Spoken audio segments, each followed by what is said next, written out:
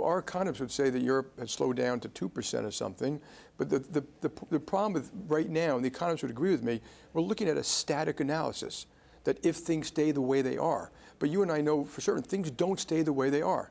And my view is there's a very high chance that oil will go higher. It only takes 1 million to 2 million barrels off the market a day that can drive prices up $30 or $40.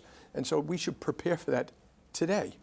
And But I like the fact, I think it's great that the Western world has gotten together. Yeah. I mean, who would have thought that Putin would get Sweden, Finland, Germany, Switzerland, all of us to, but that working together part, we need to make permanent for global security. James, first of all, just going back to the European economy, how quickly could we see a recession and how deep could it be? I don't know.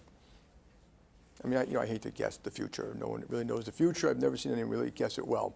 But again, if Ukraine gets worse, I would assume that Europe's going to go into recession. It may take a couple of quarters, but I would assume that. But how do you see this ending? And actually, if you're a president of the U.S., if you're a president of the Commission, if you're the Fed right now, you need to game theory, and it could go either way. It's like a three-way system. Mm-hmm.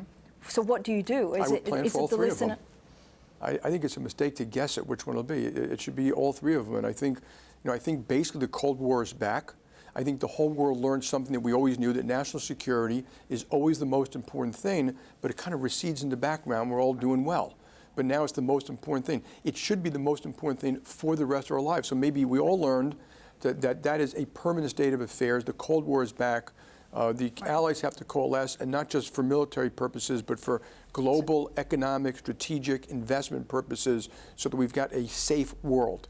If we don't do that, you see Ukraine, you can see all around the world. You will see forms of chaos. Where's China in this right now? Look, my view is that China can't possibly like this. And they're playing, if you look at them, they're playing a very neutral role. They're not trying to anger the United States. They know that the American Congress may very well, the Congress, not just the president, can come in and put these secondary sanctions.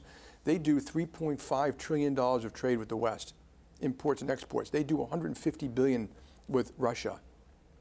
Okay, one number is critically important. Sanctions against them may be bad for the Western world. It'll be even worse for them. And so they don't need that. They want to grow their country. They want to expand. Maybe they don't like the West so much. They like this. I just don't believe that's true. I think that they're caught between a rock and a hard place. They had this so-called ally who's putting them in a difficult place.